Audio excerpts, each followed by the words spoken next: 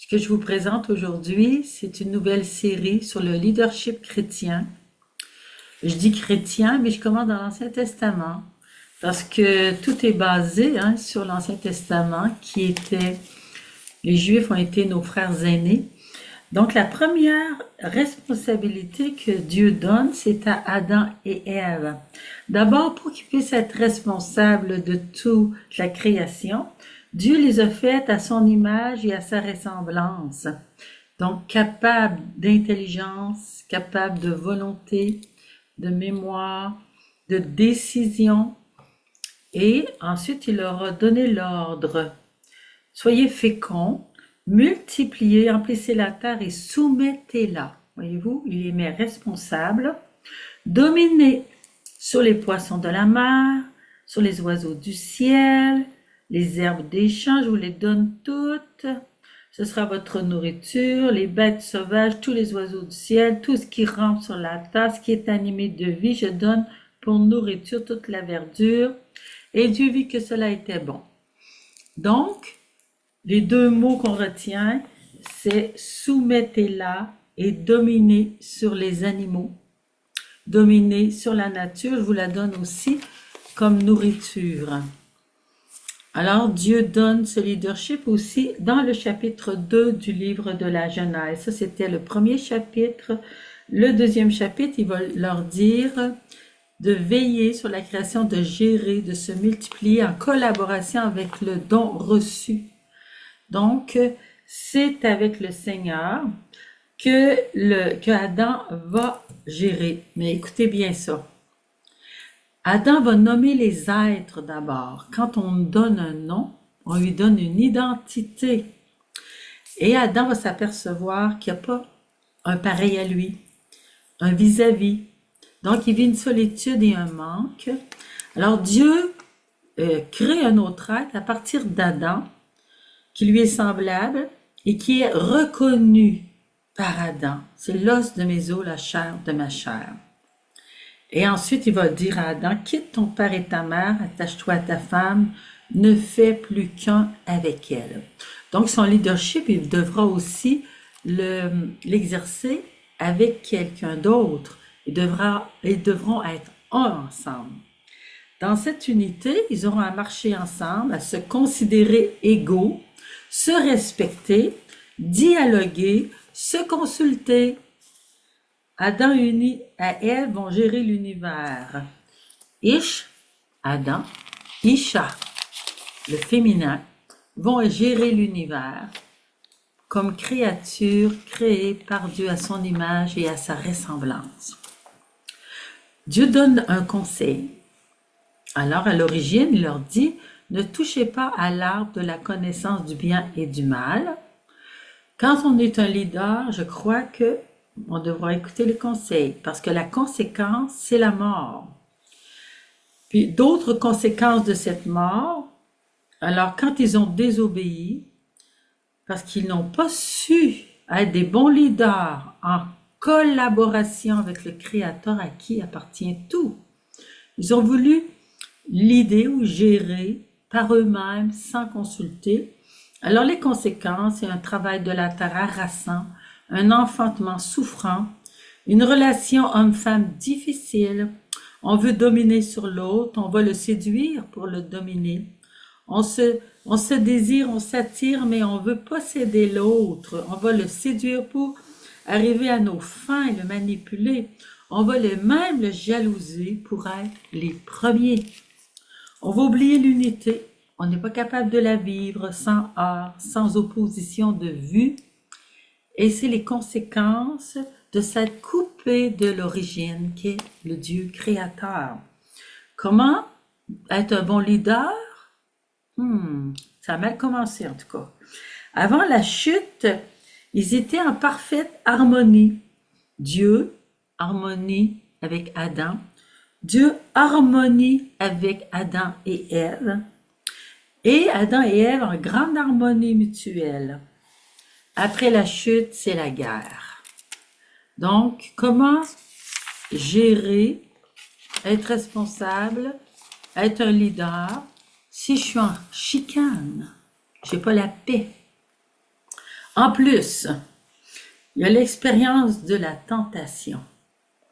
Le Satan, il s'en va s'adresser à la femme. Le premier, c'était Adam. Hein? Alors, il s'en va s'adresser à l'autre qui est à côté d'Adam pour le tromper. Il dit, je vais la tromper plus facilement, elle. Il lui présente l'aspect sensible du fruit. Regarde comme s'il a l'air beau, ce fruit bon. Il lui définit le but. Si tu manges de ce fruit, tu vas être comme un Dieu. Il suggère, il insinue que Dieu n'est pas bon pour eux.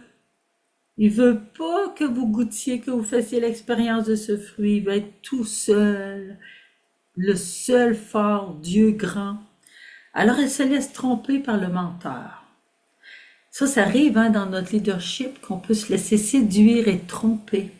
Elle se laisse attirer par le sensible, la beauté, le goût, la possession et être plus que Dieu ou comme Dieu.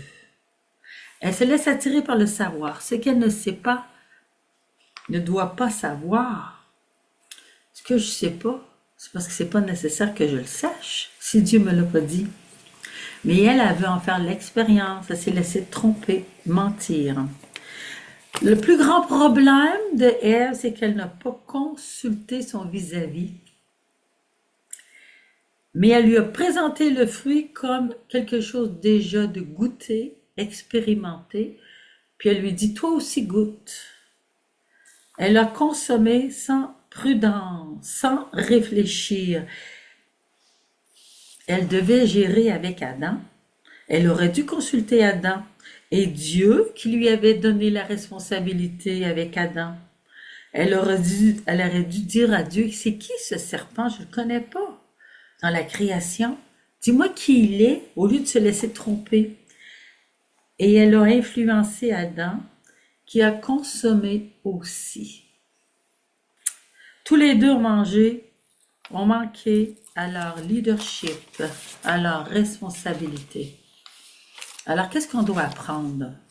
Quand on est des apprentis dans un leadership, eux autres, ils étaient des apprentis dans la création. Ils ne connaissaient pas le serpent, mais Dieu les avait avertis. Alors, comme apprentis dans leur leadership, ils auraient dû écouter les conseils. Si je suis orgueilleuse, je vais me suffire à moi-même, je vais dire je suis autonome, je suis libre, je décide ce que je veux. Ça, c'est un mauvais leader. Le bon leader écoute les conseils de Dieu qui avait tout créé et qui connaissait tout.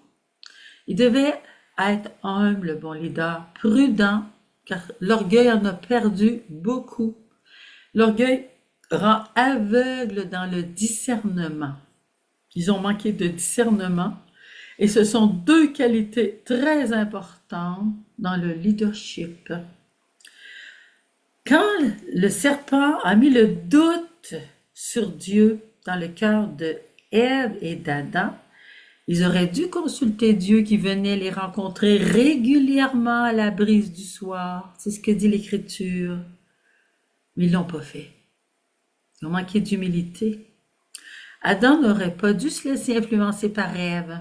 Un bon leader ne doit pas se laisser influencer. Il doit écouter dans son cœur et choisir Dieu en premier. Les bons leaders ne se laissent pas influencer par leurs amis, leur parenté. Ils doivent vivre une certaine intimité, solitude qui leur rend fort de par Dieu, avec qui ils dialoguent et gardent le lien de confiance, même quand on lui suggère des mensonges. Quand on est leader, ministre, responsable de quelque chose, il va toujours y avoir des gens qui vont nous dire des mensonges, des calomnies, des médisances sur les autres. Et je dois être très, très prudent. Le leader, quand il se trompe, ne doit pas fuir sa responsabilité. Il doit être vrai parce qu'il choisit Dieu comme centre. Il ne doit pas se cacher de Dieu, se sauver de Dieu, qui est sa vérité, qui est son amour, qui a tout donné. Alors, Dieu est son centre, alors il doit revenir repentant et demander pardon à Dieu. Et ensuite demander pardon aux autres. Savoir s'humilier. Je me suis trompée. C'est le meilleur leader. Ceux qui ne sont pas capables de demander pardon ne peuvent pas avoir la confiance des autres. Ève aurait dû demander pardon à Adam. Adam n'aurait pas dû accuser Ève, mais prendre ses responsabilités personnelles. Il a eu tort comme elle. Le fruit était là. La première fois, c'est le serpent qui a influencé Ève. Après ça, c'est Ève qui a influencé Adam. Mais tous les deux ils ont été influencés. Tous les deux étaient responsables, étaient capables de prendre une décision. Il a eu tort comme elle. Conclusion, il est important de prendre au sérieux une responsabilité qui nous est confiée par Dieu. L'irresponsable entraîne de graves conséquences sur les autres, sur la création, sur soi-même et sur sa relation à Dieu. Par exemple, les parents, vous êtes responsables de par Dieu. Devant cette responsabilité, on a à rendre compte à Dieu. Important de savoir que ce qui nous est confié ne nous appartient pas. Les enfants ne nous appartiennent pas. L'œuvre qui nous est confiée ne nous appartient pas. J'aurai à rendre des comptes de ma gérance, comme dit l'Évangile. Parce que tout appartient à Dieu qui a tout créé. Donc, maintenir la relation de confiance, de dialogue avec l'auteur de la vie, le grand responsable de la vie. Et ça se développe, cette écoute du cœur. Je sais moi comment je l'ai développé, cette écoute du cœur où je demande conseil au Seigneur. Je l'ai développé avec une personne humaine que j'appelle un guide spirituel.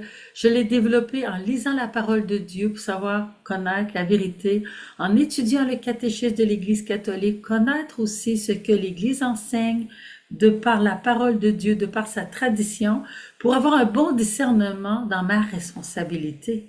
Je ne veux pas dire n'importe quoi, ni faire n'importe quoi, mais agir dans la volonté de Dieu. Ce qui veut dire se mettre à notre place, être humble, être en vérité des gérants et non pas des grands patrons qui écrasent les autres. Je ne suis pas l'origine, je suis un gérant. C'est ce que le Seigneur nous donne. Puis il va donner des responsabilités. Vous savez, les talents dans l'Évangile, 10 talents à un, 5 talents à l'autre, un à l'autre. Comment est-ce que je vais les gérer? Ce qui veut dire être vigilant. Le Seigneur dit veillez et priez, qui va m'amener à une prudence, parce qu'il y a un ennemi qui veut détruire l'œuvre de Dieu, puis il veut nous détruire. Nous sommes son œuvre. Il s'en prend à nous, il nous trompe, il nous ment. Alors, j'ai à veiller sur les autres, comme les parents veillent sur les enfants, l'époux sur l'épouse sur l'époux, et on doit donc se garder de toute influence mauvaise. Demandez le discernement régulièrement. Consulter au fur et à mesure des problèmes qui surviennent. Travailler avec les autres. Pas se penser le seul dans la vérité. Se faire aider par les idées des autres. Adam et Ève étaient au service de l'œuvre de Dieu pour la faire croître selon la pensée de Dieu. C'est pour ça qu'ils devaient demander qu'est-ce que Dieu en pense. Donc, se renseigner sur cette pensée, la connaître, et nous, on doit la connaître dans la parole de Dieu, dans les enseignements de l'Église, selon mes responsabilités. Nous devons aussi connaître nos forces et nos faiblesses. Adam est formé du sol. On l'appelle le terreux, c'est ça que ça veut dire son nom, Adam, le terreux. Et Ève est formée de la côte d'Adam. C'est un symbole pour dire qu'ils sont interdépendants et qu'ils sont aussi fragiles. Poussière nous sommes. Et savoir que Dieu, lui, il sait tout, il connaît tout. Omniscience de Dieu. Il peut tout, il est tout puissant et il nous aime et il veut le bien de chacun de nous et il veut le bien de ce il me donne comme gérance. Il me fait confiance. Mais moi, je dois rester en collaboration avec lui, en dialogue avec lui constamment dans toutes mes responsabilités. Alors, c'est ce que je vous souhaite. d'être petit dans votre gérance, mais confiant. Dieu va vous aider.